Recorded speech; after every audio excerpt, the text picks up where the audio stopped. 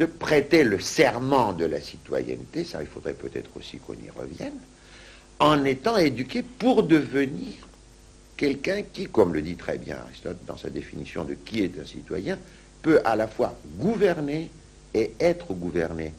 Mais être gouverné dans cette phrase d'Aristote et dans l'esprit grec, c'est pas être gouverné comme on gouverne un mulet, ni même, comme aurait dit Aristote, comme on gouverne un esclave que lui considère comme quelqu'un qui ne peut pas décider pour lui-même, n'est-ce pas? Être gouverné, c'est être gouverné en citoyen d'une cité libre. Être gouverné, c'est pouvoir dire, oui, maintenant l'orateur a raison, ou il a tort, il faut voter cette loi, il ne faut pas voter cette loi, n'est-ce pas? Bon. Donc, pour nous modernes, il y a effectivement toute une tournure de l'éducation sociale qui détourne les gens des affaires publiques.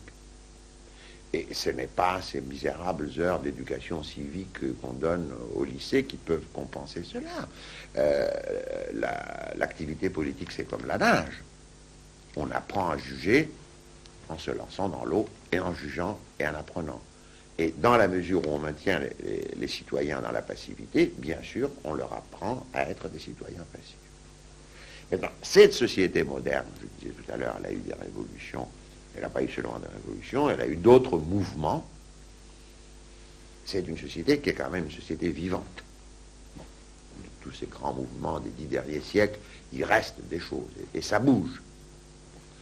Toute la question, c'est est-ce qu'elle peut produire encore un mouvement qui, profitant de l'expérience de tout ce qui s'est passé, profitant de ce que j'appelle, moi, la faillite du système représentatif, profitant bien entendu de la faillite des idées de parti unique, n'est-ce pas, de cette espèce de mascarade de socialisme qui est devenu un totalitarisme, etc., pourra comprendre qu'il faut des organes collectifs d'autogouvernement et qu'il faut une orientation de la vie publique et de l'éducation des enfants et des jeunes qui les rendent capables de participer de plus en plus aux affaires communes.